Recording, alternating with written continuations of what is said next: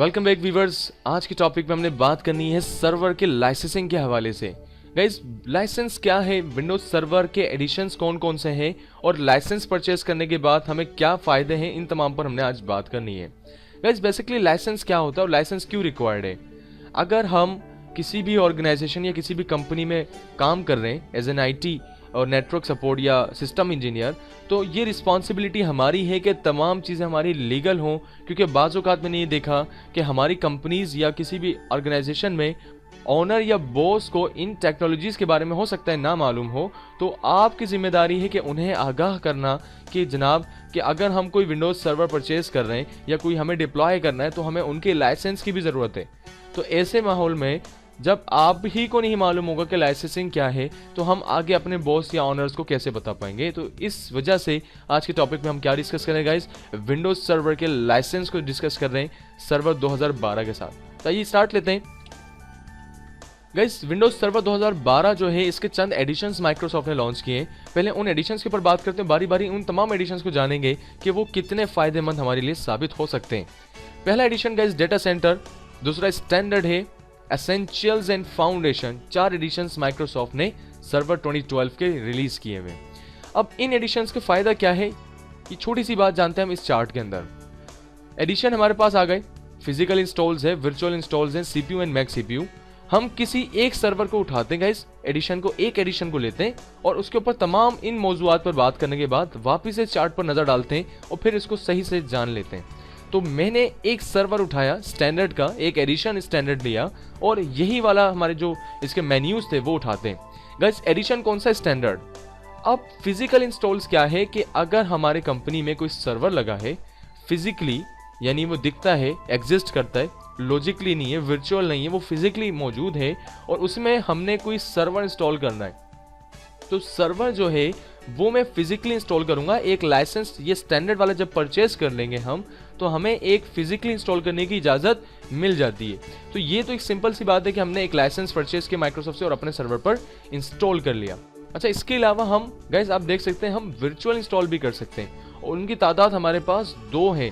अगर मैं इस ही फिजिकल कंप्यूटर पर गाइस, मैं दोबारा कहता चलूं, इस ही फिजिकल कंप्यूटर के अंदर मैं अगर हाइपर-वी की बदौलत 2 वर्चुअल कंप्यूटर इंस्टॉल करना चाहूं, तो इसकी इजाज़त भी मुझे इसी एडिशन के अंदर मिल रही है। इस लाइसेंस के अंदर ये बात तयशुदा है कि मैं एक फिजिकल कंप्यूटर के साथ 2 वर्चुअल कंप्यूटर उस ही फिजिकल कंप्यूटर पर चला पाऊंगा।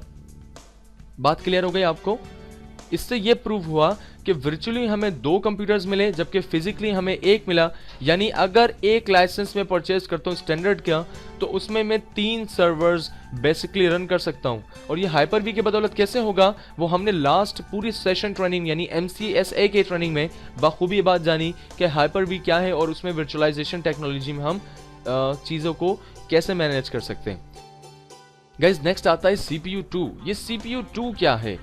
फर्ज करें हमारे कंप्यूटर के अंदर प्रोसेसर लगा हुआ है, एक प्रोसेसर होता है, बाजू का 2 प्रोसेसर होते हैं। सर्वर मशीनों के अंदर तो और भी ज़्यादा होते हैं। इसी वजह से आपको ये समझाया जा रहा है कि अगर आपके कंप्यूटर में डबल प्रोसेसर लगे हुए हैं तो इट्स मीन आपको एक ही लाइसेंस रिक्वायर्ड है, उससे ज़्यादा की रिक्वायरमेंट नहीं है। क्योंकि अगर आप एक एडिशन स्टैंडर्ड एडिशन परचेज करते हैं तो उसमें मैक्सिमम जो हमारे CPU सपोर्ट कर रहा है एक लाइसेंस, प्रोसेसर्स को सपोर्ट कर रहा है, उनकी तादाद 2 होनी चाहिए, उससे ज़्यादा ना हो। अगर उससे ज़्यादा होगी तो लाइसेंस की रिक्वायरमेंट भी ज़्यादा आ जाएगी। अब फ़र्ज़ कीजिए, मैं आपको एक बताता हूँ, प्रोसेसर के अंदर कोर का चक्कर भी होता है। हमारे पास स्क्रीन पर देखिए डायग्राम आ रही है, सीधे हाथ पर जो है वो एक प्रोसेसर है, यहाँ पर भी है और एक प्रोसेसर यहाँ पर भी है। इस प्रोसेसर के अंदर आप देखें कि जो चिप सेट है अंदर एक ही कोर के अंदर है, जबकि लेफ्ट हैंड के ऊपर हमारे पास जो प्रोसेसर है वो डबल कोर के अंदर है। कहने का मकसद ये है कि दिखने में तो एक प्रोसेसर है लेकिन इसके काम 2 वाले। अगर हमारे कंपनी में सर्वर डबल कोर का हो और प्रोसेसर जो है वो डबल कोर का हो और डबल प्रोसेसर लगे हुए हो, तो बेसिकली एक प्रोसेसर जो है वो 2 के बराबर है। तो 2 ये आ गए और 2 ये, तो इट्स मीन हमें इस सर्वर के ऊपर रिक्वायरमेंट जो है वो 2 लाइसेंस की आ जाएंगी। फिर हम एक लाइसेंस को इंस्टॉल कर इसे काम नहीं चला पाएंगे। तो ऐसे सिचुएशन पे आप समझ जाएं, एक कंप्यूटर पर अगर 64 तक प्रोसेसर या कोर्स लगे होंगे तो माइक्रोसॉफ्ट का स्टैंडर्ड एडिशन जो है वो सपोर्ट करेगा, लेकिन हर 2 प्रोसेसर के बाद आपको एक लाइसेंस मजीद ऐड करना पड़ जाएगा। तो आई होप गाइज आपको यहां तक बातें समझ आई हो कि एडिशंस क्या हैं, फिजिकल इंस्टॉल्स क्या है, virtual installs in CPU and max CPUs हमारे पास कैसे काम कर रहे हैं।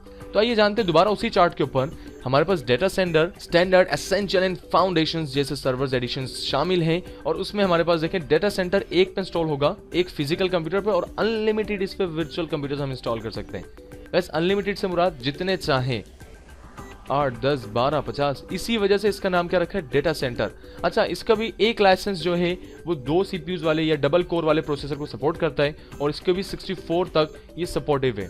स्टैंडर्ड को तो हमने बाखूबी बात कर लिया। नेक्स्ट आता है गाइस एसेंशियल्स। एसेंशियल्स या तो आप एक फिजिकल कंप्यूटर पर इंस्टॉल कर सकते हैं या तो एक वर्चुअल पे कर लें, यही रिक्वायरमेंट उसकी वर्चुअल वाली है।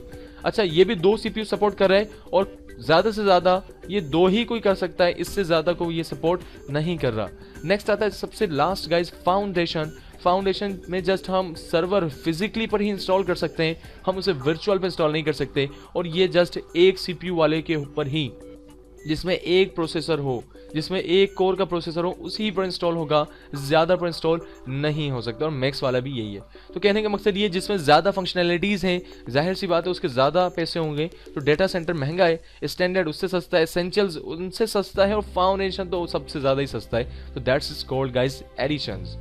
बड़ी गाइस मेहनत थी, क्योंकि जब मैं खुद लाइसेंसिंग के हवाले से डिस्कस कर रहा था तो माइक्रोसॉफ्ट की किताबों में इतना मुश्किल है, इसको उलझा के दिया हुआ है। तो कोशिश ये थी, एक एफर्ट था कि इसे हम ऐसे कर लें कि इजीली हम समझ जाएं कि एडिशंस को लाइसेंस में हम कैसे ला सकते हैं, हमारी कंपनी के मुताबिक कौन सी रिक्वायरमेंट हमें सूट कर रही है। तो आई होप गाइस आपको यहाँ तक बातें क्लियर हुई हो। जिस लास्ट टॉपिक बात करते हैं वर्चुअलाइजेशन के लाइसेंसिंग के हवाले से। वर्चुअलाइजेशन आपको पता चल के लास्ट इतने सारे MCS के ट्रेनिंग में। अब हम बात करते हैं गाइस कि वर्चुअलाइजेशन क्या है, खासतौर पर लाइसेंसिंग के हवाले से। मैंने यहाँ एक सर्वर है, एक सर्वर 2012 का लाइसेंस परचेज किया, जो कि एक फिजिकल कंप्यूटर पर इंस्टॉल्ड है, और इसके साथ हमें क्या मिले, 2 वर्चुअल कंप्यूटर इंस्टॉल करने की सलाहियत हमें मिल गई। तो हमने क्या करा, 2 वर्चुअल कंप्यूटर्स इंस्टॉल कर लिए। अब कंपनी में रिक्वायरमेंट बढ़ती है, कंपनी में हमें यह कहा जाता है कि अब आपने फिजिकल कंप्यूटर तो वही रखना है, लेकिन वर्चुअल कंप्यूटर्स में इजाफा करके मजीद सर्विसेज को इनेबल करना है। तो गाइज हमने क्या करना है, एक नया सर्वर लाइसेंस परचेज करना है, और उसके बाद 2 वर्चुअल कंप्यूटर्स हम मजीद इंस्टॉल करवा सकते हैं उसी फिजिकल कंप्यूटर पे पहले वाले। तो इससे क्या आसानी होगी कि हमारा जो सेटअप है हमें वो बंद भी नहीं करना पड़ा, या मजीद सर्वर्स भी नहीं लाने पड़े। अगर हमारा वो मेन सर्वर ही बेहतर था कॉन्फ़िगरेशंस में, तो वर्चुअल कंप्यूटर्स के लोड डालकर हमने उसी को तमाम काम सौंप दिए, दे दिए। यहां तक आई गेस आपको बातें हो गई क्लियर। नेक्स्ट करते हैं गाइस वर्चुअल सर्वर्स को मूव करना। इस सिनेरियो में हमने क्या किया है कि पहला सर्वर, दूसरा सर्वर, तीसरा सर्वर, सबके पास 2-2 लाइसेंस मौजूद हैं सर्वर 2012 स्टैंडर्ड एडिशन के, और पहले सर्वर पर हमारे पास 4 सर्वर्स वर्चुअल सर्वर इंस्टॉल करने की कैपेसिटी थी, वो फुल है। सबसे लास्ट वाले सर्वर पे भी कैपेसिटी फुल है, जबकि दूसरे वाले सर्वर के ऊपर 2 सर्वर्स वर्चुअल सर्वर इंस्टॉल करने की कैपेसिटी अवेलेबल है, लेकिन हमने करा हुआ नहीं है, रिक्वायरमेंट में नहीं था। अब मैं क्या चाहता हूं कि जो वर्चुअल पहला वाला कंप्यूटर है, मैं इनके जो दोनों रोल्स हैं वो ट्रांसफर करवा दूं दूसरे वाले पर। तो ऑलरेडी दूसरे वाले पे तो जगह अवेलेबल है लाइसेंस के लिहाज से, तो मैं चाहूं तो मैं इन्हें मूव करवा सकता हूं। ठीक हो गया। ऐसे अगर मैं तीसरे वाले सर्वर पर एक और लाइसेंस परचेज कर लूं, तो जैसे मैं लाइसेंस परचेज करते हैं गाइस, हमारे पास यहाँ कैपेसिटी अवेलेबल है, हमारे पास कैपेसिटी आ जाएगी मजीद, क्योंकि लाइसेंस परचेज किया है। तो अगर मैं चाहूं कि पहले वाले सर्वर से मैं जो वर्चुअल कंप्यूटर्स हैं या जो वर्चुअल सर्वर्स हैं वो ट्रांसफर करवा के कहां ले आऊं, हमारे लास्ट वाले सर्वर तक, तो मैं इजीली वहां तक ला सकता हूं मूव करवा कर। अब ये मूव कैसे हो रहा है, ये हम इसी MCSE के ट्रेनिंग में जानेंगे कि ये जो वर्चुअलाइजेशन है, ये जो हाइपर-वी के थ्रू हम मूविंग करवा रहे हैं, ये कैसे पॉसिबल है, ये हम इस ट्रेनिंग में जानेंगे। आई होप गाइज आपको लाइसेंसिंग के बारे में तो बातें क्लियर हो गई हो। तो विंडोज सर्वर 2012 के एडिशंस हैं। किसी भी कंपनी में अगर आप जाते हैं तो सबसे पहले आप लाइसेंस परचेज करवाइए। इस काम को बिल्कुल लीगल करें, क्योंकि इलीगल काम करने पे आपको सजा, जेल एंड जुर्माना भी भरना पड़ सकता है।